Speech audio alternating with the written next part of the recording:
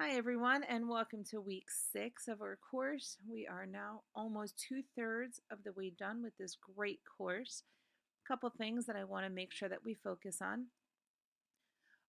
Continue with your forum posts. They have been fabulous and honest and real, and you have been doing a great job of using each other as resources as the course has moved forward. Please continue to keep sharing the resources that you have, your ideas, your websites, your links, how you handle different situations has been one of the biggest assets of this course. Finally, if you are responding to someone else's post, make sure it is something that is meaningful, make sure it is something relevant. This week, we are going to be focusing on the effective use of technology. Just because you have a computer in your room does not mean that you are integrating technology. Using technology and integrating technology are two very different pieces, and that's what we are going to focus on this week. This slide right here is a breakdown of the machines that are in my building. So I have a total of 158 machines that are in my school. We have approximately 450 students. Okay, I'm going to give you math teachers just a minute or two to figure that out. Your mouths might drop a little bit. But like I said this week, just because computers are in the building does not mean that they are used effectively. Now, here's my disclaimer. I am in no way saying that any teacher in my building is not effective. We have a lot of good teachers. I am focusing only on the technology aspect. So let me explain the breakdown of what happens. We have two stationary labs. They each have approximately 25 computers in each of them. They're all laptops, so they are removable from the room. It can be pulled into a classroom. We have one mobile lab that has 24 machines that is constantly being pushed around the school. We have one iPad per regular education classroom. And I believe a few years ago, the special ed department supplied some of the teachers with iPads. Our gifted and talented teacher and our resource teachers do not have iPads. There are no tablets in their rooms. In each classroom, there is 1 to 2 student machines. We also have in our kindergarten and first grade classrooms. A while ago, we acquired netbooks, those small computers, um, for a grant, and the county never came and got them. So those are also in the classrooms. Those are used a lot. In our media center, there are 12 desktop computers. They are part of almost every one of her lessons. She does a great job in integrating lessons. We also have 15 MacBook computers. Those are currently used as, just a regular laptop. I don't believe that the iMovie features, um, different photo booth features are used as much as they could be used. And I think that about sums up all the computers we have in there. Now, just because we have so many computers in our building does not mean that teachers are doing it.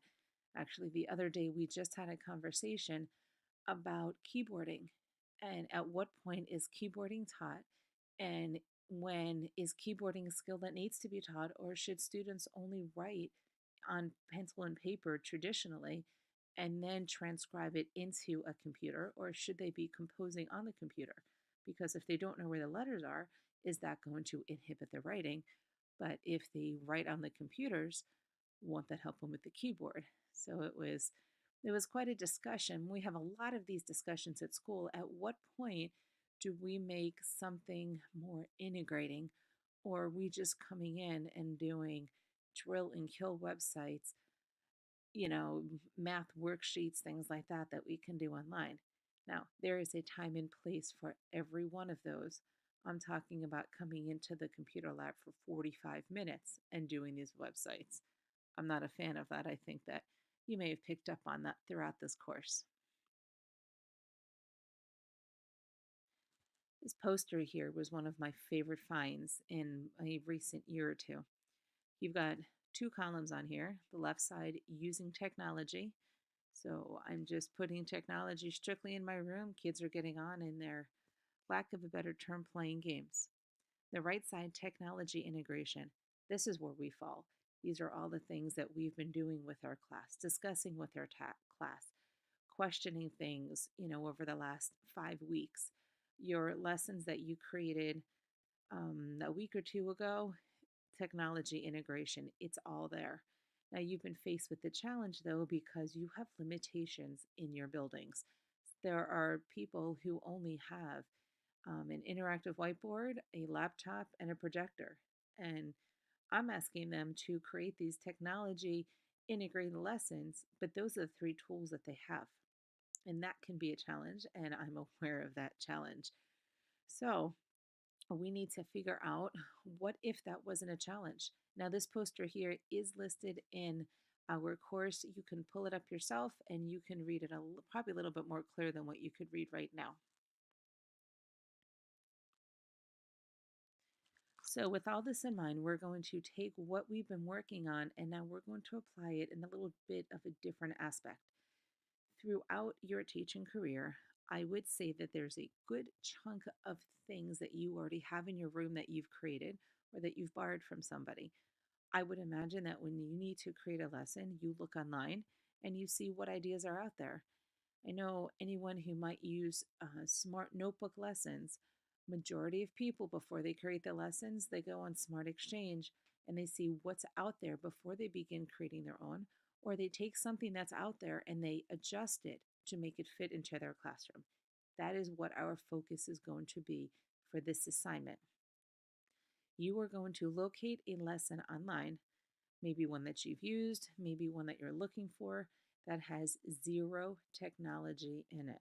Not 1 ounce of technology, and you have to put it in there. So you are going to find this lesson and you are going to open up a Word document. You're going to paste the link of this lesson that you found. You are going to look through this lesson and you're going to find a place in it that we can add technology. You're going to copy that area of the lesson and you're going to paste it on that same document that has the link for the lesson. Now, below that, you are going to need to type up, what pieces of technology can you add to this lesson? We don't want to change the goal of the lesson, but I want you to think, what can I add to this lesson for technology integration? Now, here's the kicker. It's not the technology that you currently have in your building. It's whatever technology you can think of. So think of your perfect building, your perfect classroom that has every piece of technology you can get your hands on, and that's what you use for this lesson. If you have any questions about it, please email me. Let me know. I try to check my email at least once a day so that I can keep up with all of your questions so you can keep moving forward. You will see that everything is open for next week. With it being Thanksgiving, I wanted to make sure you had an opportunity to get ahead of it so that when it came time for the holiday, you can do nothing but focus on your family. So if you have any questions, email me, let me know. I look forward to seeing what you come up with this week.